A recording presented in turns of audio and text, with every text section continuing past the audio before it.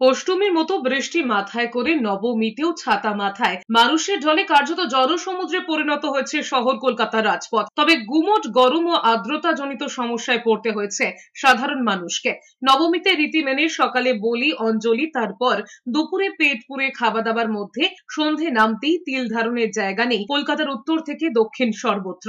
নবমীর সকাল থেকে দুপুর কিংবা বিকেলেও বৃষ্টি হয়েছে কলকাতা জুড়ে। তারপরেও পূর্বাভাস উপেক্ষা করেই কাতারে কাতারে মানুষের ঢল নেমেছে কলকাতার নামি অনামি প্রায় সব পুজো মণ্ডপে। হাতে আর মাত্র একদিন, তারপর এক বছরের অপেক্ষা। তাই নবমীর আনন্দ চেটে পুটে ভাগ করে নিতে চেয়েছেন আপামোর জনতা। উত্তরের টালা প্রত্যয়, টালা বারোয়ারি, হাতিবাগান নবীন পল্লী, নলিন সরকার স্ট্রিট, হাতিবাগান সর্বজনীন, জগৎ মুখার্জি পার্ক, কুমোরটুলি পার্ক হোক কিংবা কুমোরটুলি সর্বজনীন, শ্রীভূমির সন্তোষ মিত্র স্কোয়ার কিংবা দক্ষিণের সুরুচি সংঘ, চেতলা অগ্রণী, একডালিয়া কিংবা ত্রিধারা, সব পুজো মণ্ডপে ছবি প্রায় একই, মানুষের কালো মাথা। শহরের অন্যান্য পুজোর মধ্যে বালিগঞ্জের 21 পল্লীর ভাবনা সংবহন নজর কেড়েছে মানুষের। রাত বাড়লেও মনে হয়েছে সবে সন্ধে নেমেছে।